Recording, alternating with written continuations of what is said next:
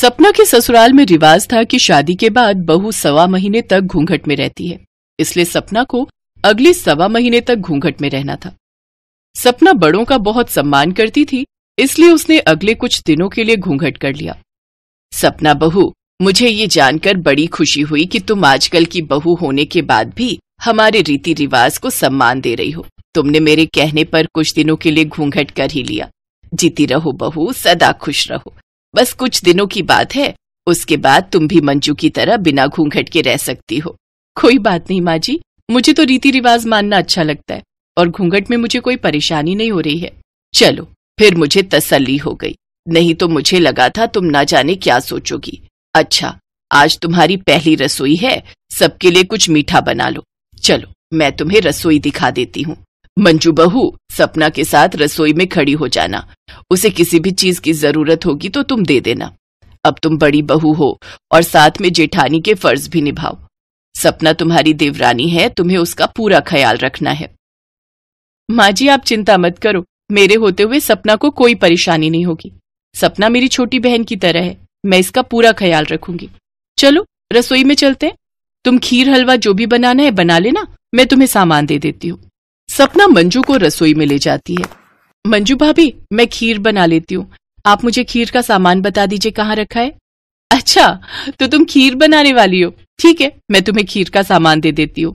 मंजू बहू, ये लो बादाम, काजू, किशमिश और बाकी के ड्राई फ्रूट मैंने मंगवा लिए हैं। तुम कह रही थी ना कि खत्म हो गए, लो डिब्बे में भर दो और सपना को भी मीठे के लिए दे देना। जी माँ जी। सपना ने घूंघट ढका हुआ था, पर उसने खीर बनाने के लिए घूंघट को थोड़ा ऊपर कर लिया। इस बात से मंजू अनजान थी। मंजू उसे खीर का सामान देने लगी, पर सपना देखती है मंजू ड्राई फ्रूट के डिब्बे पूरे नहीं भरती। वो थोड़ा थोड़ा ड्राई फ्रूट बचाकर अपने पास रख रही है।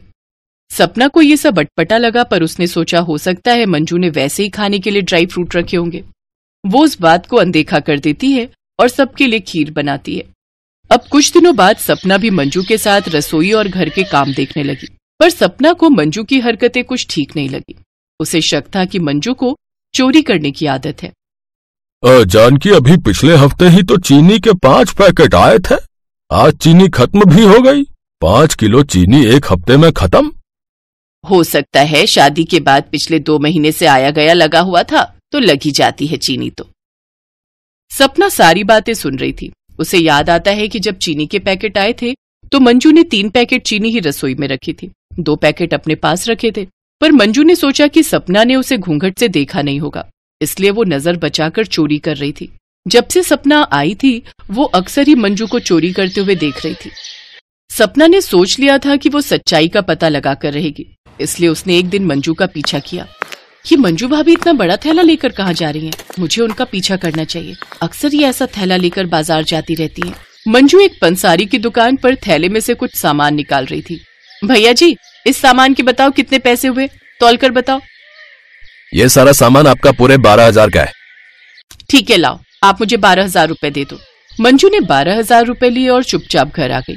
ये तो बहुत गलत बात है, भाभी चोरी करके सामान बेचती हैं। मुझे भाभी को सही राह पर लाना होगा। ये रोजाना चोरी की आदत अच्छी बात नहीं है, पर ये चोरी कर क्यों रही है मुझे ये भी तो नहीं पता। एक बार दुकानदार से पूछती हूँ, शायद कुछ पता चल जाए। सपना दुकानदार के पास जाती है। भैया जी, जो अभी आपको सामान बेचकर गई है, क्या वो अक्सर आपके पास आती है? हाँ, वो बहन जी तो अक्सर ही मेरे पास सामान बेचने के लिए लाती रहती हैं। सामान बढ़िया होता है तो मैं खरीद लेता हूँ। अगर आप मुझे सामान दोगे तो मैं आपसे भी खरीद लूंगा, पर दाम कम दूंगा। ठीक है भैया, नमस्ते। सपना समझ जाती है कि मंजू को सच में चोरी की आदत है, पर मंजू की चोरी की आदत को कैसे छुड़ाया जाए और मंजू चोरी क्यों करती है, इसका भी पता लगाना जरूरी है। ये सब बातें सपना के दिमाग में घूम रही थी। सपना घर पहुंचती है तो उसकी सास गुस्से में थी। माँ जी, ऐसी पीतल की 5 कटोरी एक साथ कौन चुरा सकता है? रसोई में सारे बर्तन गिने हुए होते हैं। मुझे तो पुष्पा पर शक है, जरूर उसने सफाई बर्तन करते समय कटोरियों पर हाथ साफ किया है। नहीं मंजू, पुष्पा हमारे घर में तुम्हारी शादी से पहले से काम कर रही है, आज तक ऐसी चोरी कभी नहीं हुई। माँ जी, नियत बदलते देर नहीं लगती है तो नौकरानी ही ना। और इतने दिनों से आप कह रही थी कि रसोई का राशन का सामान भी चोरी हो रहा है, तो मुझे तो पुष्पा पर ही शक है। मंजू की झूठी बातें सुनकर सपना गुस्से में आ जाती है और कंट्रोल से बाहर हो जाती है। माफ करना माँ जी, आज मैं अपना घूंघट उठा रही हूँ। मैं रीति रिवाज का सम्मान करती हूँ, पर मैं किसी के साथ गलत होते नहीं देख सकती। ये बात मैं घूंघट झुकाकर नहीं कर सकती, घूंघट हटाकर कर सकती हूँ। मंजू भाभी किसी बेकसूर पर चोरी का इल्जाम लगा रही हैं। चोर पुष्पा नहीं बल्कि मंजू भाभी हैं। अभी तक जो भी चोरियां हुई हैं सब मंजू भाभी ने की है। ये क्या बकवास कर रही हो सपना?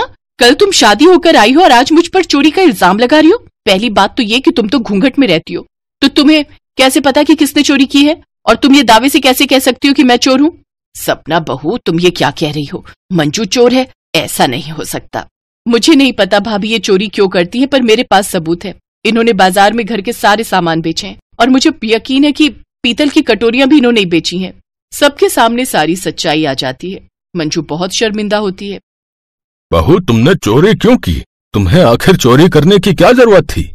हाँ मंजू, मैं तो तुम्हें खर्चे के बराबर पैसे देता हूँ, फिर तुमने ये सब क्यों किया? भाभी, सपना अगर ना बताती फिर तो आप रोजाना चोरी करती रहती, और आपने हमारी बरसों पुरानी नौकरानी पुष्पा पर भी इल्जाम लगाया। ये सब क्यों भाभी?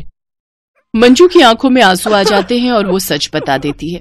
वो मेरी सभी सहेलियों के पास महंगे महंगे मोबाइल फोन है, मुझे भी एक नया मोबाइल फोन लेना था, और अभी सपना की शादी हुई है। सपना भी महंगा मोबाइल यूज कर रही है।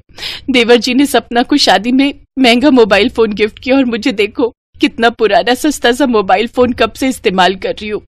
मैं भी क्या करती, मुझे भी महंगा मोबाइल फोन लेना था, इसीलिए मैंने चोरी की ताकि मैं अपने लिए महंगा मोबाइल फोन खरीद सकूं। मंजू को रोता देख सब उदास हो जाते हैं। भाभी, टेंशन मत लो, आपका जन्मदिन आ रहा है ना, हम सब मिलकर आपको महंगा वाला मोबाइल फोन गिफ्ट करेंगे।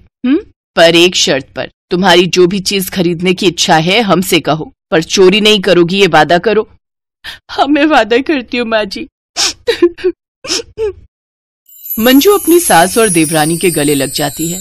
सपना की शादी को 1.25 महीना हो ही चुका था, इसलिए अब उसने घूंघट रखना छोड़ दिया, पर बड़ों का मान सम्मान वो आज भी कर रही थी। तभी तो आज उसकी सूझबूझ के कारण उसने अपनी जेठानी को गलत रास्ते पर जाने से रोक लिया।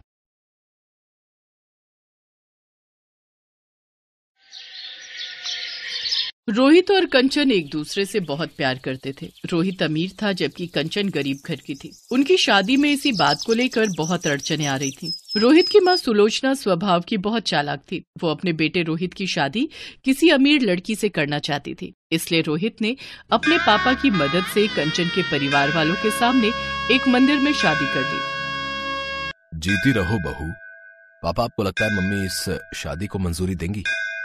बेटा, जब भगवान ने मंजूरी दे दी तो तुम्हारी मम्मी को भी देनी ही पड़ेगी। अच्छा चलो, अब कंचन बहू को घर ले चलो।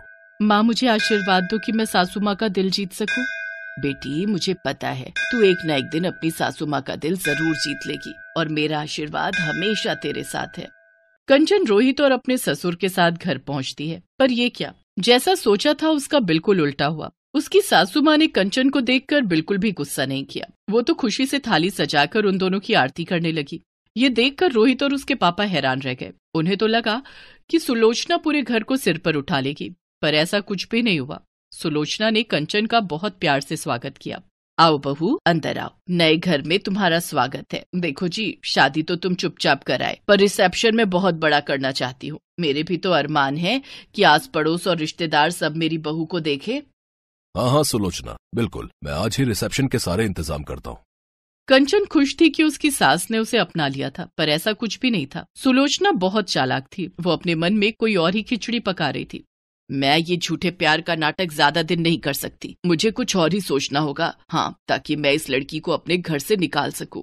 सुलोचना ने कंचन को बहू के रूप में नहीं अपनाया था, वो तो सबके बीच नाटक कर रही थी। रिसेप्शन में सुलोचना कंचन को अपने रिश्तेदारों और पड़ोसियों से मिलवाती है। रोहित का ध्यान अपने दोस्तों में था। क्या बात है सुलोचना, तूने तो चोरी चुपके बेटे की शादी भी कर दी और अचानक से रिसेप्शन भी रख दिया। बात कुछ हजम नहीं हुई। अब क्या बताऊं सुषमा, बहू गरीब घर की है बेचारी, इसलिए चुन्नी चढ़ा कर ले आए। अब बारात जाती तो इसके माता पिता में इतनी गुंजाइश नहीं थी कि बारात का स्वागत कर सकते। अरे बिल्कुल भी कुछ नहीं है, तुम क्या समझ रही हो, घर में बैठने के लिए कुर्सी तक तो है नहीं। वो तो रोहित को ना जाने इसमें क्या दिख गया। अब बच्चों की तो तुम जानती ही हो, जिद के आगे झुकना ही पड़ता है, वरना मैं तो इसे कभी भी अपनी बहू ना बनाती। अच्छा तुम लोग अब आई हो रिसेप्शन में तो अच्छे से खा पी कर जाना। बबली, उषा, सुन रही हो ना, हमने रिसेप्शन बड़ा पैसा लगा कर रखा है, एक एक बढ़िया चीज बनवाई है। बहू अगर गरीब घर की है तो क्या हो गया, ससुराल तो उसे अमीर मिला है। चलो मैं और मेहमानों को देख लूं। सास की बातें सुनकर कंचन की आंखें आंसुओं से भर आती हैं। तभी उसके माँ और पापा आ जाते हैं। कंचन अपने आंसू पोंछ लेती है। सुलोचना मुंह बनाती हुई उसके आगे से चली जाती है। बेटी, तू अपने ससुराल में खुश तो है ना? कंचन, तेरी सास ने तेरे साथ कुछ गलत बात तो नहीं की? जी पापा जी, माँ जी तो मुझे बहुत प्यार करती हैं। पता है, जब से आई हूँ कोई काम ही नहीं करने देती, सारा दिन ठाठ से बैठे रहती हूँ। कंचन अपने मम्मी पापा को झूठ बोल देती है, पर सच तो ये था कि सुलोचना उसके साथ सीधे मुंह बात ही नहीं करती थी। जब तक सुलोचना के ससुर और रोहित घर पर होते थे, तब तक तो सुलोचना कंचन से बहुत मीठे से बात करती, और जैसे ही वो दोनों घर से जाते, सुलोचना उससे घर के सारे काम करवाने शुरू कर देती। और शाम को जब वो दोनों वापस आते तो उसका रवैया अलग ही। अरे वाह, खीर बहुत टेस्टी बनी है। 2-3 दिन से मेरा मीठा खाने का बहुत मन था। अरे बेटा, मुझे पता था, तभी मैंने शाम को बना दी। तुझे पसंद आई, ये मुझे बहुत अच्छा लगा। मैंने चीनी भी कम डाली थी। मुझे पता था तू मीठा कम खाता है। पर माँ, मीठा तो इसमें बहुत तेज है। सुलोचना झूठ बोल रही थी, क्योंकि खीर उसने नहीं बल्कि कंचन ने बनाई थी। कंचन ने मीठा ज्यादा डाल दिया था। जब सुलोचना की चोरी खुलने वाली थी तो कंचन बात को संभाल लेती है। अरे वो मैंने ही मीठा ज्यादा डाल दिया, मुझे नहीं पता था कि माँ जी मीठा डाल चुकी हैं। कोई बात नहीं बहू, आगे से मीठा कम डाल लेना। एक कटोरी मुझे भी दे दो। कंचन ने बात को संभालकर अपनी सास को सम्मान दिया था, पर सुलोचना को इस बात से कोई मतलब नहीं था। घर के सारे काम कंचन करती थी, पर क्रेडिट सुलोचना अपने नाम कर लेती थी। कंचन इस बात के लिए कभी भी कुछ नहीं कहती थी। उसे लगता था कि अगर इससे उसकी सास खुश होती है तो कोई बात नहीं, इसे तो कोई फर्क ही नहीं पड़ता। मैं काम का सारा क्रेडिट अपने ऊपर ले लेती हूँ। करती ये है, मुझे कुछ और ही सोचना पड़ेगा। ऐसे दाल नहीं गलने वाली, मुझे सोनिया को बुलाना ही पड़ेगा। हेलो सोनिया बेटा, मैं बोल रही हूँ। हाँ ठीक है, तुम कुछ दिनों के लिए आ जाओ। सोनिया सुलोचना की सहेली की बेटी थी। सुलोचना चाहती थी कि सोनिया उसके घर की बहू बने, पर रोहित ने कंचन से शादी कर ली। सुलोचना चाहती थी कि किसी तरह कंचन इस घर को छोड़कर चली जाए और सोनिया इस घर की बहू बनकर आ जाए, इसलिए वो सोनिया को रहने के लिए बुला लेती है। नमस्ते आंटी, अच्छा हुआ आपने मुझे बुला लिया। मैं वैसे भी घर पर बहुत बोर हो रही थी। आपकी कंपनी मुझे बहुत अच्छी लगती है। बस तो फिर अब आराम से कुछ महीने मेरे पास रहो। मैं तो ये चाहती हूँ कि तुम हमेशा के लिए ही यहाँ रहो, पर तुम्हें इस रास्ते के कांटे को निकालना होगा। जब तक ये कंचन यहाँ पर है, तुम इस घर की बहू नहीं बन सकती। आप चिंता मत करो आंटी, अब मैं आ गई हूँ ना, मैं इस कंचन को घर से निकाल कर ही दम लूंगी। बस तो फिर बन गई बात। तुम आज रोहित के लिए साउथ इंडियन खाना बनाओ। उसे साउथ इंडियन खाना बहुत पसंद है। दिल का रास्ता पेट से होकर गुजरता है। रोहित तुम्हारे हाथ का बढ़िया खाना खाएगा तो अपने आप तुम पर लट्टू हो जाएगा। पर आंटी, मुझे तो खाना बनाना आता ही नहीं है, मैं कैसे बनाऊंगी? अरे तो कोई बात नहीं, खाना कंचन बना लेगी। जब रोहित और उसके पापा आए तो मैं बोल दूंगी तुमने बनाया है। बस हो गया काम।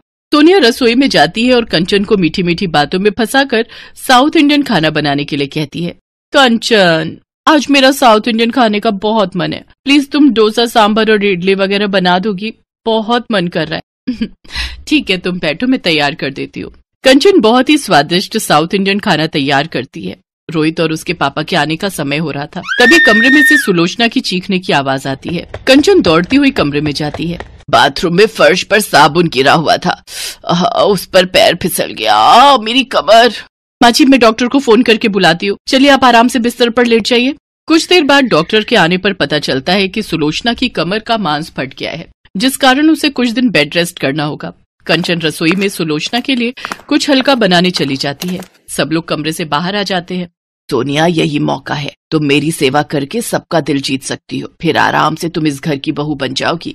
नो आंटी, मैं आपके वॉशरूम और टॉयलेट साफ नहीं कर सकती। अभी अभी डॉक्टर ने कहा कि आपको बेड पर ही वॉशरूम और टॉयलेट करना है। ये सब मुझसे नहीं होगा, मुझे इन सब कामों से बहुत चिढ़ होती है। जब आप ठीक हो जाओगे तभी मैं आऊंगी। अभी तो मैं जा रही हूँ, मैंने मॉम को फोन कर दिया था, वो गाड़ी भेज रही है। जब आप ठीक हो जाओगे तो मुझे फोन कर देना, मैं आ जाऊंगी। सोनिया की बात सुनकर सुलोचना की आंख खुल जाती है। वो जिसे अपना समझ रही थी वो वास्तव में अपनी नहीं थी। थोड़ी देर बाद कंचन कमरे में आती है, सुलोचना को अपने हाथों से खाना खिलाती है और उसके बाद दवाई देकर वॉशरूम करवाती है। कंचन सुलोचना की बहुत सेवा कर रही थी।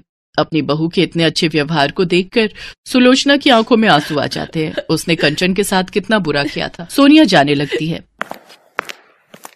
अच्छा आंटी जी, मैं चलती हूँ, आप मुझे फोन कर देना जब भी बुलाना होगा, मैं आ जाऊंगी। नहीं बेटा, अब तुम्हें परेशान होने की और बेवजह यहाँ आने की कोई जरूरत नहीं है। मेरी बहू है मेरी सेवा करने के लिए और मेरा ख्याल रखने के लिए। तुम अपने घर में खुश रहो, और हाँ, जब शादी करो तो कार्ड भेज देना, मैं अपनी बहू कंचन के साथ जरूर आऊंगी।